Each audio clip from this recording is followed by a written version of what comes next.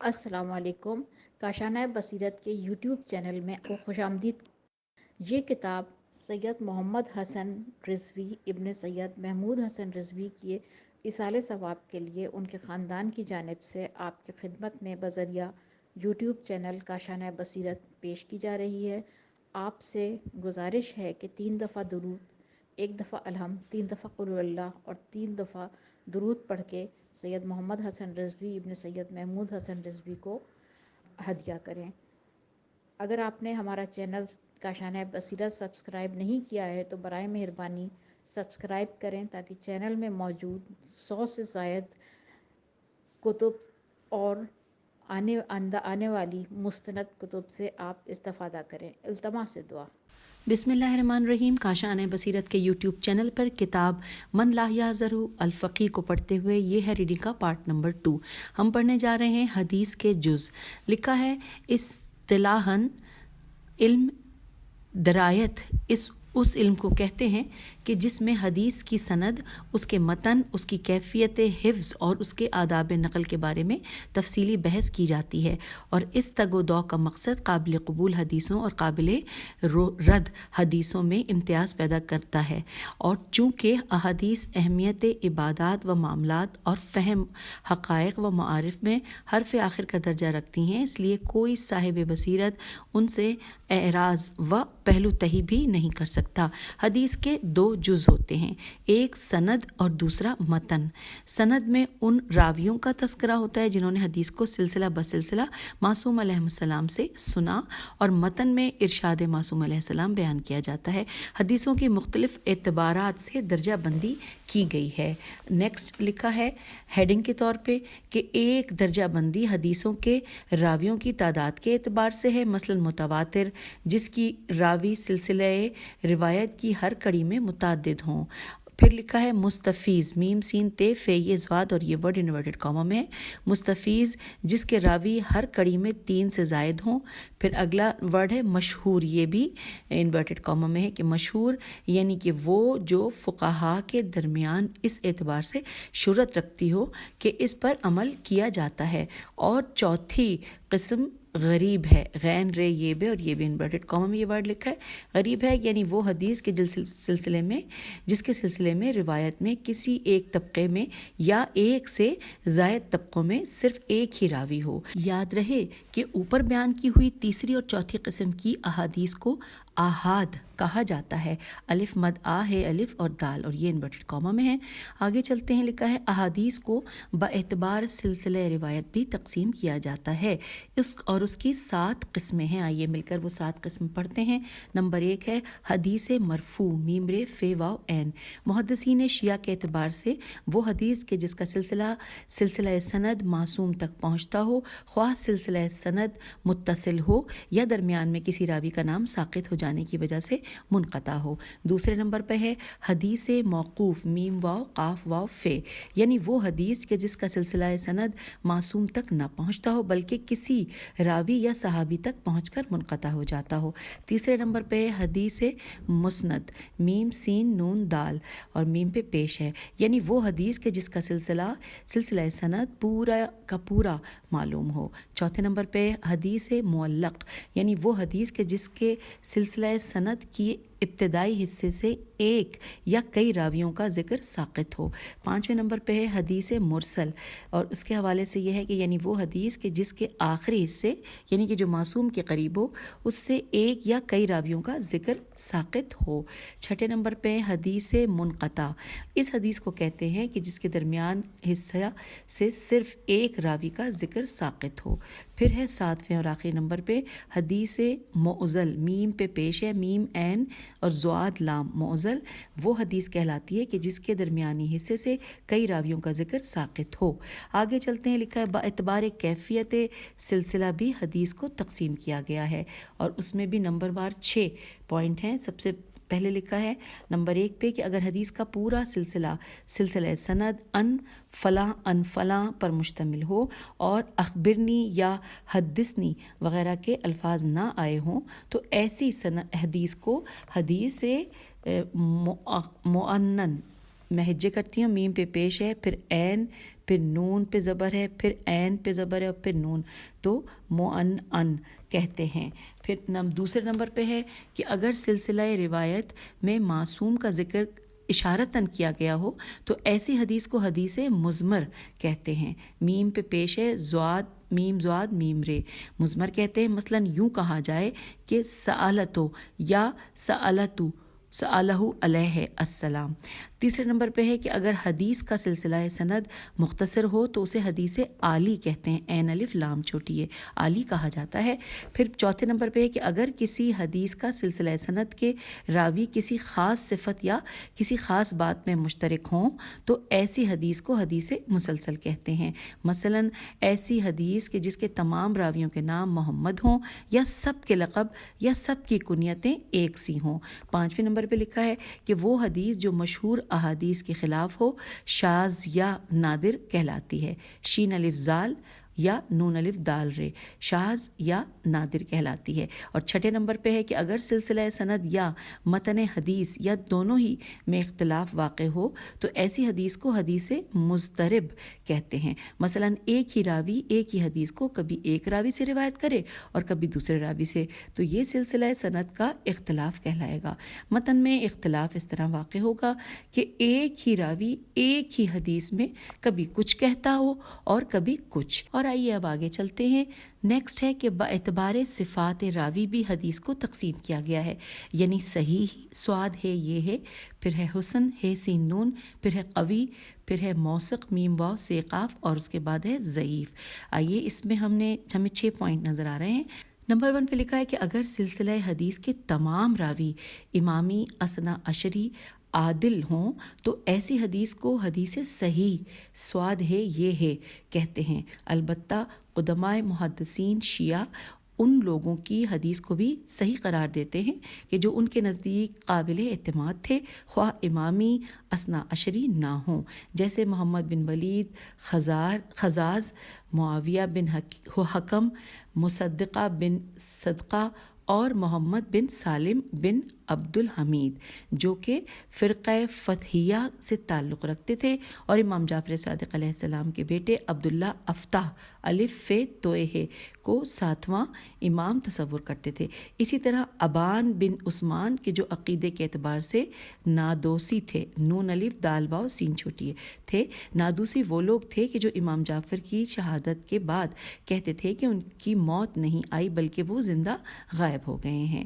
دوسرے نمبر پہ لکھا ہے کہ اگر تمام راویان حدیث امامی اثنا عشری ہوں لیکن ان میں سے کسی ایک یا کئی کی عدالت ثابت نہ ہو، البتہ وہ ممدوح امامی اثنا عشری ہوں، تو ایسی حدیث کو حدیث حسن کہتے ہیں۔ اب اس میں لکھا ہے کہ اگلا پوائنٹ ہم پڑھنے جا رہے ہیں کہ لکھا ہے کہ اگر سلسلہ سند میں تمام راوی امامی اثنا عشری ہوں لیکن علم رجال میں نہ ان کی مدح کی گئی ہو نہ مذمت، تو ایسی حدیث کو قوی کہا جاتا ہے، قاف واو چھوٹی ہے۔ چوتھے نمبر پہ لکھا ہے کہ اگر سلسلہ سند ایسے راویوں پر مشتمل ہو کہ جو امامی اثنا عشری نہ ہوں مگر ہمارے علماء رجال نے ان کی توثیق کر دی ہو، یعنی انہیں قابل اعتماد سمجھا ہو، تو ایسی حدیث کو حدیث موثق کہتے ہیں، میم واو سے قاف کہتے ہیں۔ 5ویں نمبر پہ ہے کہ اگر حدیث کے راوی امامی اثنا عشری نہ ہونے کے باوجود صفات صدق و امامت سے موصوف ہونے کی بنا پر قابل اعتماد سمجھے گئے ہوں تو ایسی حدیث کو حدیث ضعیف کہتے ہیں۔ 6 نمبر پہ لکھا ہے کہ اگر سلسلہ راویان میں کوئی ایسا راوی موجود ہو جس کے حالات نہ معلوم ہوں تو ایسی حدیث کو مجہول قرار دیا گیا ہے۔ ہم نے 6 پوائنٹ پڑھ لیے۔ اب لکھا ہے کہ آئیے حدیث حاصل کرنے کے طریقوں پر نظر ڈالتے ہیں۔ شیخ بہاؤالدین عاملی صاحب وجیزہ، اب اس کی ہم وجہ کر لیتے ہیں، واو جیم یہ زے ہے، یہ انورٹڈ کاما میں ہے، دوبارہ پڑھتے ہیں۔ شیخ بہاؤالدین عاملی صاحب وجیزہ نے تحمل حدیث، تے ہے میم لام اور زیر، لام کے نیچے زیر ہے، تحمل حدیث کی 7 صورتیں بیان فرمائی ہیں، 7۔ آئیے مل کے پڑھتے ہیں۔ نمبر 1 پہ ہے سما، سین میم الف عین، راوی اپنے شیخ کی زبان سے سن کر حدیث حاصل کرے۔ دوسرے نمبر پہ ہے قراءت، اس طریقے کو عرض عین رے زواد بھی کہتے ہیں۔ اس کا طریقہ یہ ہوتا ہے کہ راوی اپنے شیخ حدیث کے سامنے کسی حدیث کو پڑھتا ہے یا پیش کرتا ہے اور شیخ حدیث اس کی تصدیق کرتا ہے۔ آئیے آگے چلتے ہیں۔ تیسرے نمبر پہ ہے اجازہ، الف کے نیچے زیر ہے اور جیم الف زے ہے۔ اجازہ یعنی کوئی شیخ حدیث اپنی بیان کی ہوئی احادیث کی مزید روایت کے لیے زبانی یا تحریراً اپنے شاگرد کو اجازت دے دے۔ چوتھے نمبر پہ مناولہ، میم نون الف واو لام ہے، یعنی شیخ حدیث اپنا مجموعہ احادیث اجازت روایت کا ذکر کیے بغیر کسی کو دے دے۔ اب یہ منادلہ بھی کہہ سکتے ہیں، کیونکہ جب ہم اردو پڑھنے بیٹھتے ہیں تو واو اور دال میں تھوڑا سا مشابہت بہت زیادہ ہے، تو آپ لوگ مجھ سے زیادہ بہتر سمجھتے ہیں۔ آگے چلتے ہیں۔ پانچویں نمبر پہ ہے کتابت، یعنی شیخ حدیث اپنی روایت کردہ احادیث کسی اور کے لیے اپنے قلم سے لکھ دے یا کسی قابل اعتبار کاتب سے لکھوا دے۔ چھٹے نمبر پہ ہے اعلام، الف کے نیچے زیر ہے، الف عین لام الف میم۔ اعلام یعنی شیخ حدیث کا کسی کو صرف یہ بتانا کہ یہ حدیث میری روایت کردہ ہے۔ ساتویں نمبر پہ اور آخری نمبر پہ کہ وجادت، یعنی وجادت یا دجادت، واو جیم الف پھر دال اور گولتا، یعنی حدیث یا مجموعہ احادیث کا کسی شیخ حدیث کے ہاتھوں لکھا ہوا یا تالیف کیا ہوا معلوم ہو اور راوی اس حدیث یا مجموعہ احادیث کو پائے۔ مثلا کتب اربعہ کا محمد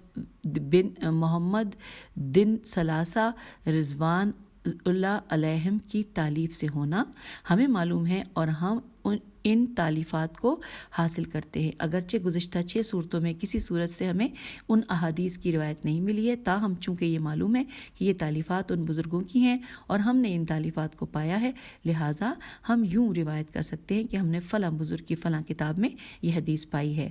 محدثین کی اکثریت نے اس طریقے روایت کو جائز قرار دیا ہے۔ ہمارے مذہب کی بنیادی کتابیں 4 ہیں۔ آئیے ہم نے 7 تو پڑھ لیے تھے نا، اب ہم آگے چلتے ہیں۔ لکھا ہے ہمارے مذہب کی بنیادی کتابیں 4 ہیں اور ان کے تمام مؤلفین کے نام اور کنیت ایک ہی ہیں، یعنی ابو جعفر محمد ابن یعقوب کلینی، ابو جعفر محمد بن علی بن بابویا قمی اور ابو جعفر محمد بن حسن توسی۔ اب آگے چلتے ہیں۔ نیکسٹ پیراگراف میں لکھا ہے کہ کافی، یہ انورٹڈ کاما میں لکھا ہوا ہے، کافی اول الذکر کی تالیف ہے، من لا یعذرہ الفقی شیخ صدوق محمد بن علی کی تالیف ہے اور بقیہ 2 کتابیں شیخ توسی کی تالیف ہیں۔ دوسرا مرحلہ تدوین حدیث کا تھا کہ احادیث کو جمع اور مدون کیا جائے، میم دال واو نون۔ اس سلسلے میں سب سے پہلا کام تو حضرت علی علیہ السلام نے کیا کہ جناب علیہ السلام کی مرتب کی ہوئی کتاب علی یا صحیفہ علی کے نام سے مرسوم ہے۔ گو کہ یہ کتاب صرف معصومین کی تحویل میں رہی، لیکن وقتاً فوقتاً اسے اصحاب رسول صلی اللہ علیہ وآلہ وسلم و اصحاب ائمہ کرام علیہم السلام کو دکھایا اور پڑھایا جاتا رہا۔ مثلاً فہرست رجال نجاشی میں محمد بن اظافر عین زال الف فیرے کے حالات بیان کرتے ہوئے تحریر کیا گیا ہے کہ امام باقر علیہ السلام نے محمد بن اظافر سے نے کسی مسئلے میں اختلاف کیا تو جناب علیہ السلام نے اپنے فرزند سے کہا کہ کتاب علی لاؤ۔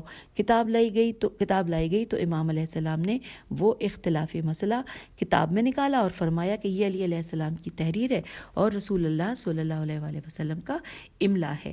اب یہاں پر حاشیے میں اس حوالے سے تفصیلات ہیں۔ لکھا ہے کہ اگر کسی کے ذہن میں یہ سوال پیدا ہو کہ مذکورہ کتاب کو عوام الناس کے سامنے کیوں نہیں لایا گیا، تو اس واقعے میں اس کا جواب موجود ہے کہ امام علیہ السلام کو پوری کتاب کا علم ہوتا ہے اور وہ اسی بنیاد پر مسائل کے جوابات دیتے ہیں، مگر یہ کسی کو اختلاف ہو تو کتاب پیش کر دیتے ہیں۔ اب یہاں پر ہم نے یہ حاشیے میں پڑھ لیا۔ پھر لکھا ہے حضرت فاطمہ سلام اللہ علیہا کی عنایت سے اس کتاب علی کو دیکھنے اور پڑھنے والے حضرت جابر بن عبداللہ انصاری بھی ہیں۔ تو یوں ہم نے یہ تمام معلومات جان لی ہیں اور اب ہم نیکسٹ ہیڈنگ کی جانب آ رہے ہیں، شیعان علی علیہ السلام اور تدوین حدیث۔ اس ہیڈنگ کو شروع کرنے سے پہلے میں یہ بتاتی چلوں کہ یہاں پہ ہم سب ہیڈنگز جو مزید جانیں گے وہ ہے طبقہ اولا، طبقہ ثانیہ، طبقہ ثالثہ اور طبقہ رابعہ۔ آئیے سب سے پہلے طبقہ اولا کے بارے میں جانتے ہیں، شیعان علی علیہ السلام اور تدوین حدیث میں طبقہ اولا۔ اس میں ساتھ ساتھ جو سمجھایا گیا ہے وہ 12 پوائنٹ سمجھائے گئے ہیں۔ پہلے پہ لکھا ہے شیعان علی علیہ السلام میں سب سے پہلے تدوین کا کام کرنے والے حضرت ابو رافع تھے، جو رسول اللہ صلی اللہ علیہ وآلہ وسلم کے غلام اور صحابی اور امیر المومنین علیہ السلام کے محب اور بااعتماد ساتھی تھے۔ دوسرے نمبر پہ لکھا ہے کہ پھر آثار نبویہ کے بارے میں سب سے متقدم تحریر ابو عبداللہ حضرت سلیمان فارسی رحمۃ اللہ کی تھی، جنہوں نے حدیث جاسلیق الرومی مدون فرمائی۔ تیسرے نمبر پہ لکھا ہے حضرت ابو ذر غفاری رضی اللہ کی تصنیف کتاب الخطبہ الف لام خ تو بے ہے، کتاب الخطبہ کہ جس میں رسول صلی اللہ علیہ وآلہ وسلم کے بعد کے حالات مفصلاً درج ہیں کی وجہ سے موصوف مصنفین شیعہ میں شمار کیے گئے۔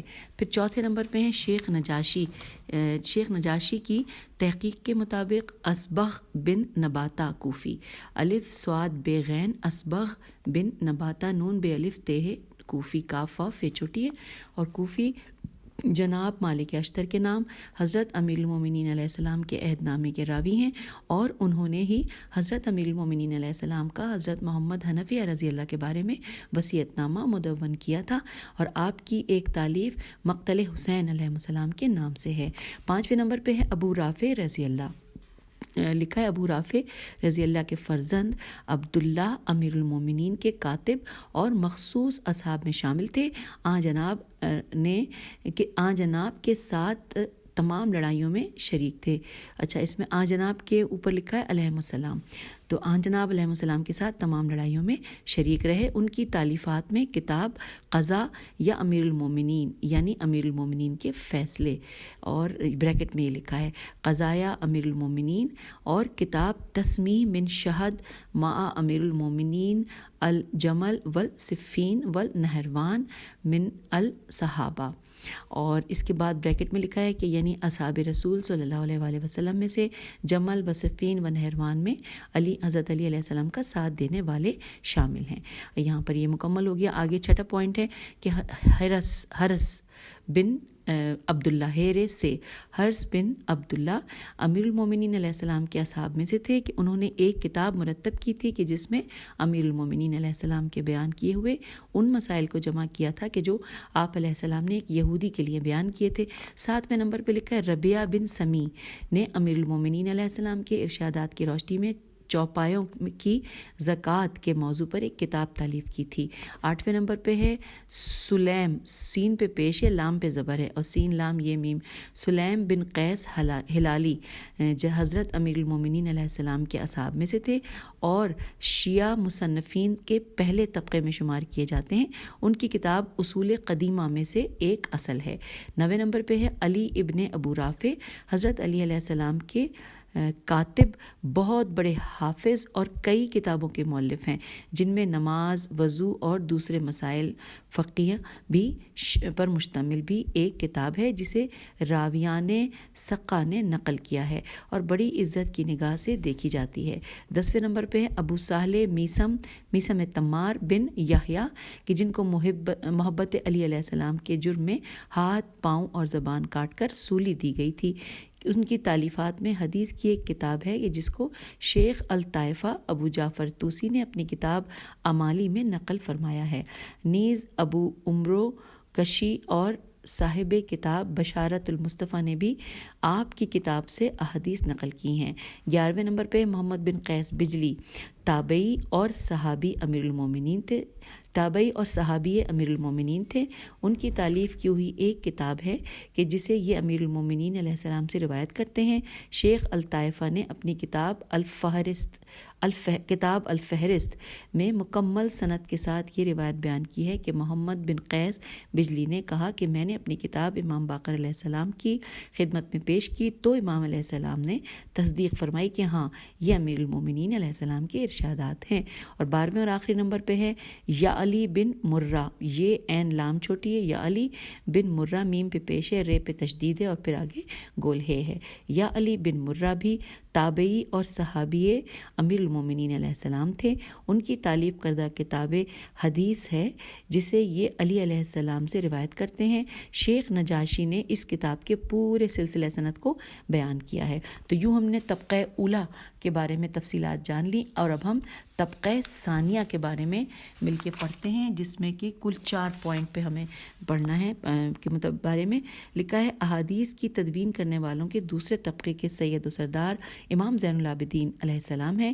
آپ کی کتاب صحیفہ کاملہ جو زبور آل محمد علیہ السلام کے نام سے بھی جانی جاتی ہے، حضرت علیہ السلام کی دعاؤں کا مجموعہ ہے. اس صحیفے کے راویوں میں امام محمد باقر علیہ السلام اور حضرت زید شہید جیسی بزرگ ہستیاں شامل ہیں. دیگر مصنفین درج ذیل ہیں. آئیے نمبر 1 پہ ہے جابر بن یزید جعفی JN فیچوٹیے.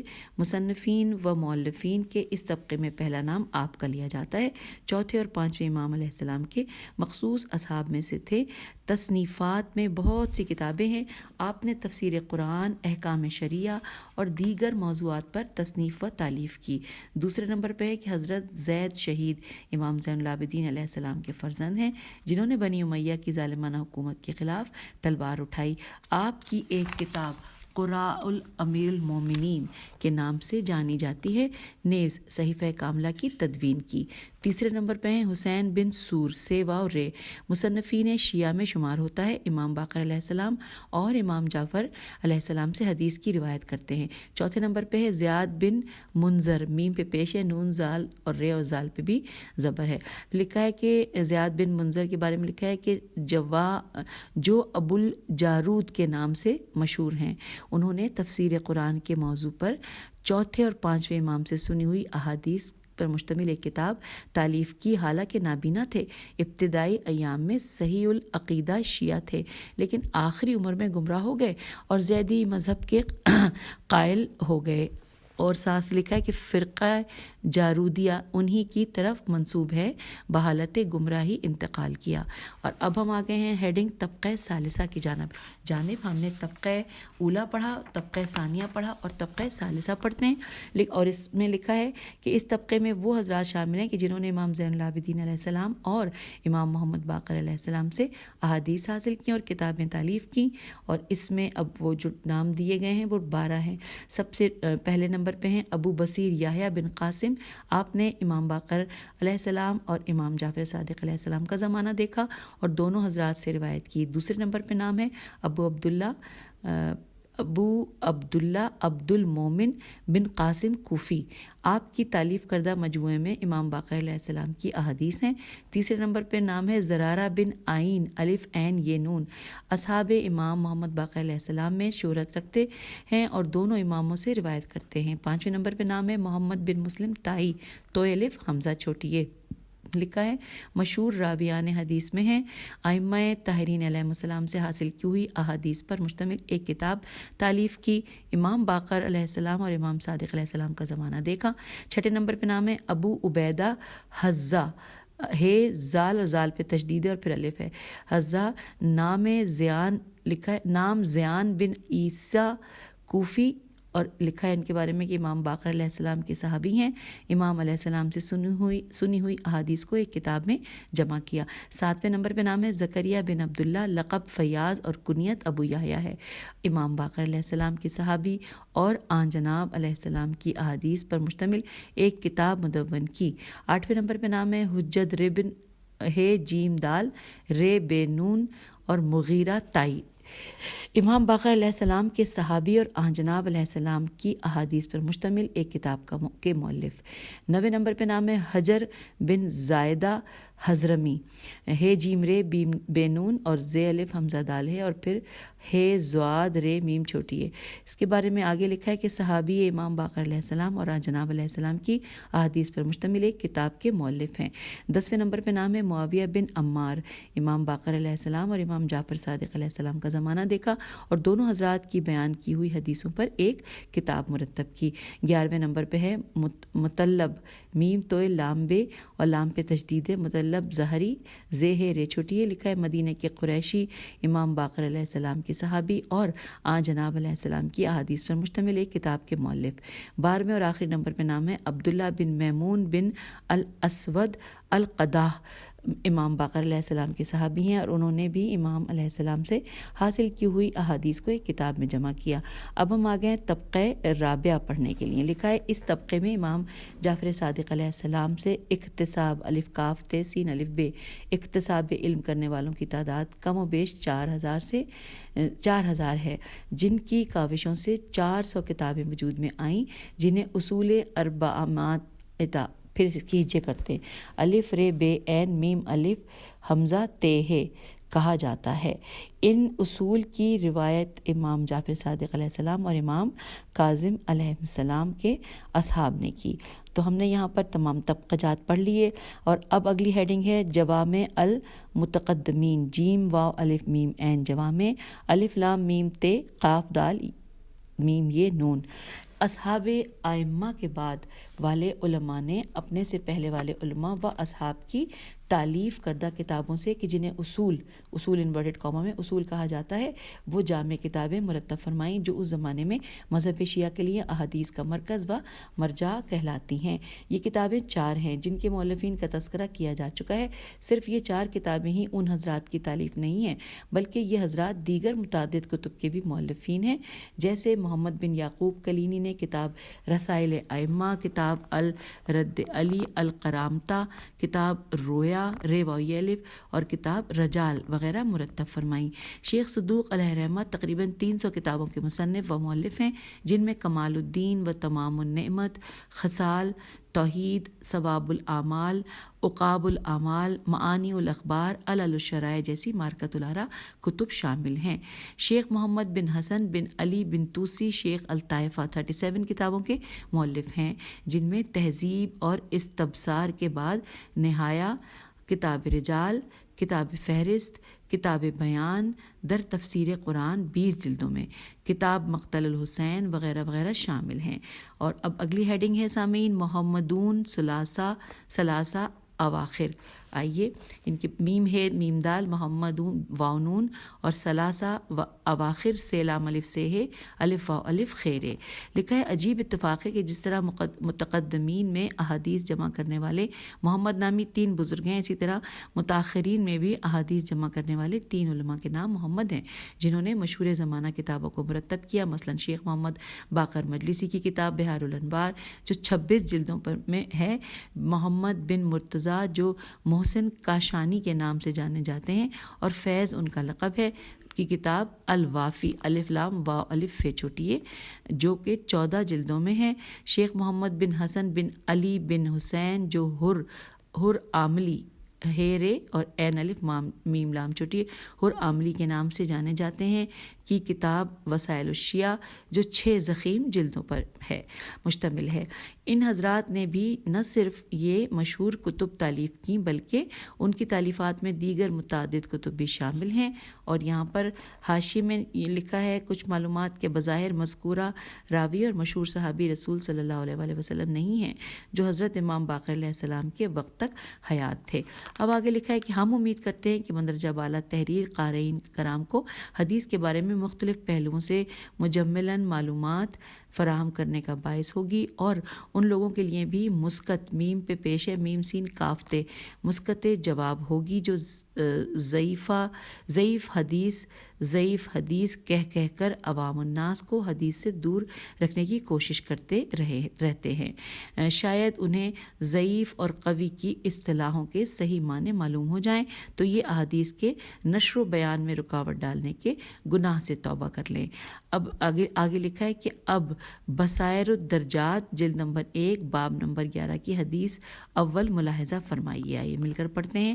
جابر نے فرمایا، بظاہر مذکورہ راوی اور وہ مشہور صحابی رسول صلی اللہ علیہ وآلہ وسلم نہیں ہیں جو حضرت امام باقر علیہ السلام کے وقت تک حیات تھے. یہ حاشیے میں نے پڑھا جہاں پہ لکھا ہے جابر، ان کے حوالے سے یہاں اشارہ تھا کہ ہم حاشیے میں پڑھیں، وہ پڑھ لیا. پھر پڑھتے ہیں کہ جابر نے امام رضا علیہ السلام سے روایت کی ہے کہ رسول اللہ صلی اللہ علیہ وآلہ وسلم نے فرمایا کہ آل محمد علیہ السلام کی حدیث عظیم صعب اور مستصعب سواد عین بے اور میم سین تے سواد عین بے، اور اس کے بعد بریکٹ میں لکھا ہے کہ مشکل، اور پھر آگے لکھا ہے. تو جابر، دوبارہ ہم میں لائن کو پڑھتی ہوں. جابر نے امام رضا علیہ السلام سے روایت کی ہے کہ رسول اللہ صلی اللہ علیہ وآلہ وسلم نے فرمایا کہ آل محمد علیہ السلام کی حدیث عظیم صعب اور مستصعب مشکل ہے، اس پر ایمان نہیں لاتا مگر ملک مقرب یا نبی مرسل یا وہ عبد جس کے دل کا اللہ نے امتحان لیا ہو.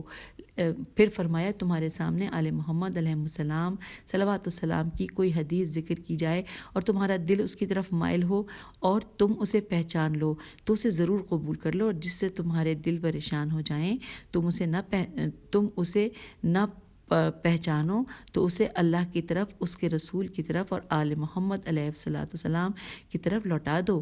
وہ یقیناً ہلاک ہونے والا ہے جس کے سامنے کوئی حدیث بیان کی گئی اور وہ اسے برداشت نہ کر پائے اور کہہ دے کہ اللہ کی قسم یہ بات درست نہیں، اس کا یہ انکار ہی کفر ہے.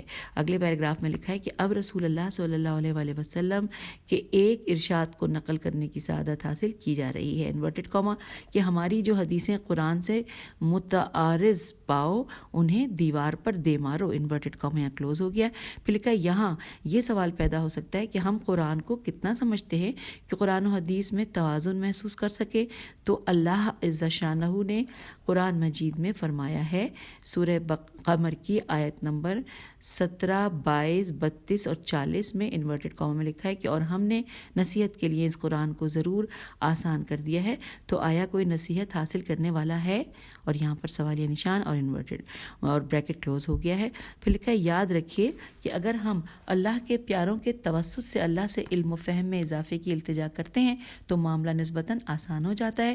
یہ بھی یاد رہے کہ بعض حدیثوں میں مفہوم یکساں ہوتا ہے مگر راویوں کی تبدیلی سے حدیث کی قسم بدل جاتی ہے. اور ملاحظہ ہو باب نمبر 27 حدیث نمبر اول اور دوم. آئیے اب آگے چلتے ہیں. لکھا ہے شیخ صدوق علیہ الرحمہ کے تمام قارئین تک یہ بات پہنچ چکی ہے کہ علماء امامیہ کا اس پر اجماع ہے کہ اگر شیخ سلسلہ راویان بیان کیے بغیر کسی بھی معصوم سے کوئی روایت بیان کرتے ہیں تو ان کی حدیث کو تسلیم کر لیا جاتا ہے اور اس فضیلت میں شیخ تنہا ہے.